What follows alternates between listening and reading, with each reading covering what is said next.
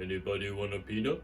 Old Man River, that old man river. Now, you wait just a second here, sir. I've been waiting in line a long time, and I demand service is what I do.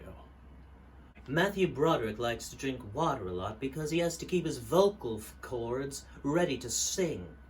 You see me, decent fellow. I hate to die. Where's Rachel? Now you just listen to me here, kids. Don't do drugs. You'll lose your voice. Run, Simba. Run.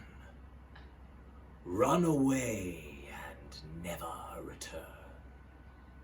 Oh, SpongeBob! Where are you going? Hey, Boo-Boo, let's go pick up some picnic baskets. Better watch what you say, punk. It's a Colt 45 Magnum, the most powerful handgun in the world. Now I gotta ask you one question. Do you feel lucky? Well, do ya, punk? I don't know what to do, boss. What should we do next? Patrick!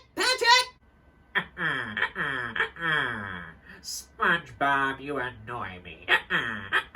Looks like it's what's gonna happen to me again. Barney from The Simpsons. Professor Frank's very, very abrasive, but he's also very intellectual with the gliding and the gliding. Alrighty then. What do you think you're doing here, sir? I'm just a canteen boy. I don't know what I'm doing. I don't know. Hi, everybody.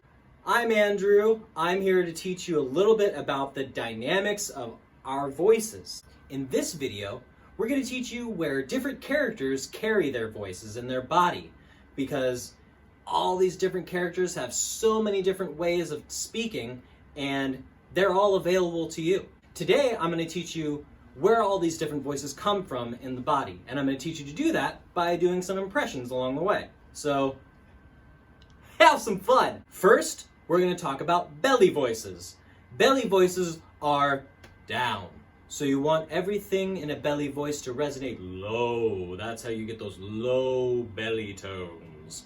Somebody like Andre the Giant. Anybody want a peanut? Or maybe if you want to be in slow motion.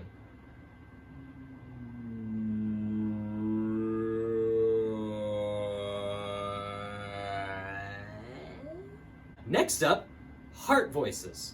Heart voices are full of love and emotion. People with heart voices wear their feelings on their sleeve. Someone like Jimmy Stewart.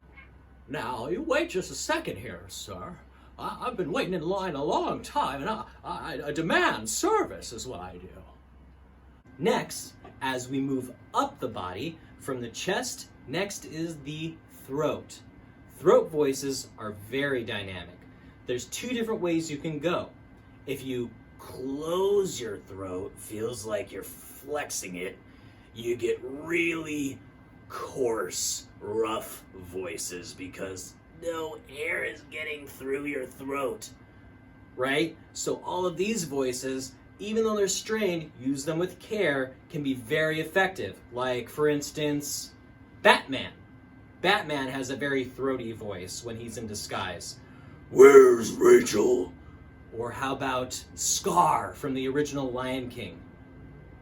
Run, Simba, run. Run away and never return. Or, if you open up your throat and try to come out a little bit like that, now it seems like all the characters that come from here are a little bit shortchanged or something. Maybe like, Patrick from SpongeBob. Kermit the Frog here. Kermit the Frog is all in the throat too, except usually a voice that's a little bit dumber happens to be a little bit smart for Kermit. And the same area can be used for Miss Piggy too. Or really old, like a Yogi Bear. Hey, Boo Boo, let's go pick some picnic baskets. Next up, after the throat, is the mouth. The mouth is the most important tool of the vocal instrument. The mouth is the sculptor of the vocal sounds. So if you want to make great noises and great characters, you gotta be good with your mouth. For instance, we'll start with a nasal voice, like Susie Snotnose. Susie's really snotty and she doesn't like anybody. But then, if we change our mouth up a little bit, like putting in our teeth like this, and then licking our nose long, we're still talking from our nose, and then we slow down.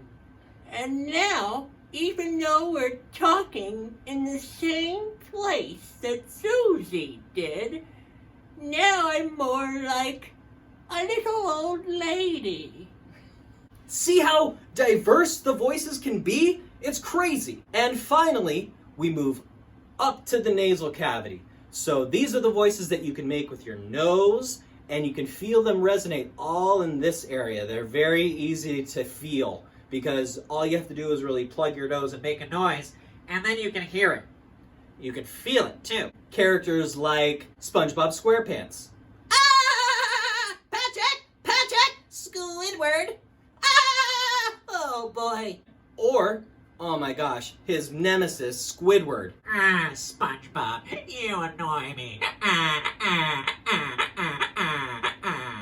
So now that you have an idea of how the voice works, here are some different examples of mashing up different parts of the voice to make characters. Professor Frink from The Simpsons. A little bit of nose, a little bit of throat. Why, the molecular defibrillator is actually a gliding contraption that will debigify you, and then after that we need a gliding debigulator. That's just crazy. Or, how about Barney? Everybody knows Barney from The Simpsons, right? He's a little bit... Here's a little bit down here, in the throat, but the open one. And then you also use your mouth to kind of make a screech. I just hang out with Moe's all the time. So now that you know all of this, you must be thinking, well, where do I start? There's so many different voices, there's so many different qualities, where do I start? And the beauty is, you can start anywhere you want. Just don't be afraid to mess up. That's the most fun part. Because then you know exactly what not to do for next time, and you'll only get better every time you do it, no matter where you start. Practice out loud. You'll probably make some people laugh. Maybe get some weird looks, but they won't be looking at you weird when you're on stage doing it. In the meantime, use all of these tools to create your own characters for your own projects, and please, don't be afraid to be silly.